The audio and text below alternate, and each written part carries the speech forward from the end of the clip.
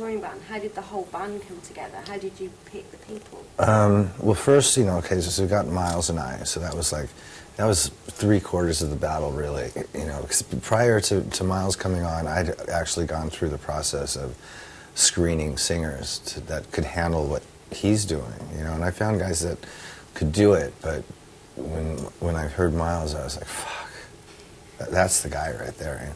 Anyway, so I was fortunate. So anyways, from that point on, I called up an old friend of mine, Bobby Schneck, who I played with before in a couple of my drunken bar bands back in the day, and then set out to look for probably the most primary instrument in the group, which is the drums. It's like the key thing for me. So went through a couple of people, and while I was going through this process, I kept getting these emails from all these unrelated people to try out this guy named Brent Fitz. And after a while, I was like, okay, it must be some sort of omen. So I sought him out, and he was in Vegas, and I was doing a poker tournament in Vegas, so we met there. And really nice guy, and he flew out to LA and played, and he was just the perfect drummer, you know. So anyway, and then I had a bass player who I had met.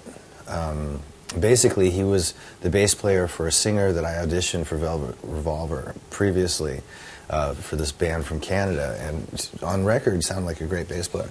So he came out, and it didn't work out. We did like 4 days of rehearsal, and it didn't work out. So Brent, for some reason we were in a major rush because we booked the gig already or something. Yeah, we booked a gig at the Roxy 2 weeks after we got together, and then 4 of those days were wasted with the wrong bass player. So Brent turned me on to Todd Kearns, who flew out from Vegas on a day's notice, and he's just fucking awesome. And so we were really fortunate because, I mean, the band has a really great chemistry. Everybody's got very conscientious of what they're doing. So everybody really cares. So all I really have to do is just play guitar. You know? Which is what you love to do, so Yeah. it's worked out really I good. usually seem to be having to troubleshoot all the time or worrying about something. But so this has been really a lot of fun. And so we did a Roxy gig as our first sort of, you know, cut our teeth on live performance, right? And that was really cool, and that's when I really felt like we've got an actually special little group here. And then went and played in Australia. Yeah, right. Remember that gig? And then did some shows in the States, and so now we're about to start like the official tour, and feel really confident about it. Yeah. Tomorrow, doesn't it? If we're in real time, yes.